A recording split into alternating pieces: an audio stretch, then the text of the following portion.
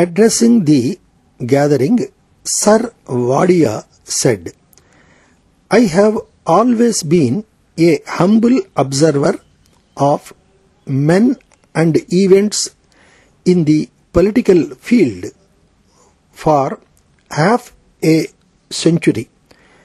I have also been a student of books on social and political philosophy. In the present-day world of propaganda, where the mass of men are fed from day to day by the press and radio with conflicting ideologies, even a detached observer finds it difficult to see clearly. If I am tempted to speak at an age when I have retired from all active work, it is because I have a desire to be helped to a little more clear thinking in this disturbed atmosphere, as much as to help others to think, because truth has little chance of emerging if it is not to be a product of cooperative endeavor. There is, for instance, the problem of non-alignment. It is not merely we in India who, led by the great leader, join in the song of praise, but a number of other nations newly born and characterized as politically immature. From the top to the successive lower rungs of the political ladder, the notes of the siren song of non-alignment can be heard by the millions. We may be lulled to sleep for a moment by the music, but when we awake, shall we not, as rational human beings, consider the implications of non-alignment as policy? We are told it is not neutrality.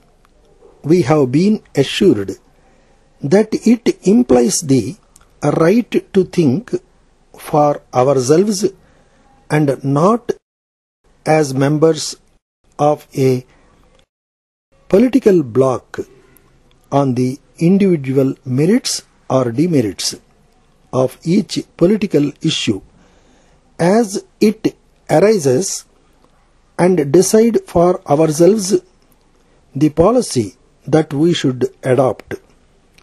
Such an explanation gives rise to more problems than the one which it was intended to solve.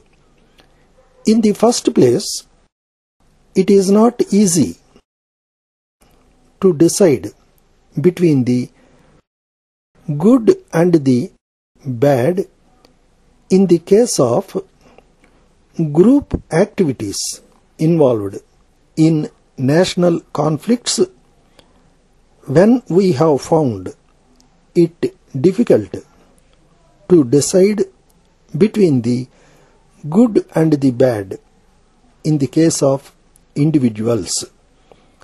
In the second place, we are, by such an easy explanation, undermining one of the fundamental principles of democracy, which we are proud to advocate and equally proud to be labelled as one of the biggest democratic nations of the world.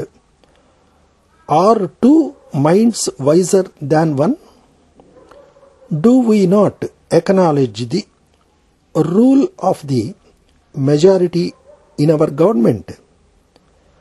For each country to plead that it is the best judge of events is to lead it to anarchy in the international field, just as the right of the individual to be the sole judge of good and bad may involve absence of law and order in the field of internal government.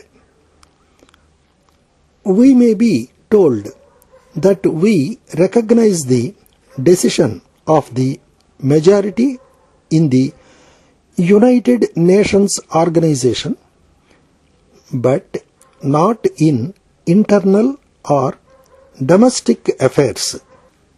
And does not every question become an internal question when it suits a country to call it internal, as in the case of Hungary or South Africa? In the next place, non-alignment is based on the assumption that there are two power blocks equally bad, and it is better to refrain from joining either of them. Who are we as a nation, it may be said, to judge what is bad and what is good in others? Dear Sri Gopal Rao, I was very much pleased to have your letter of the 20th April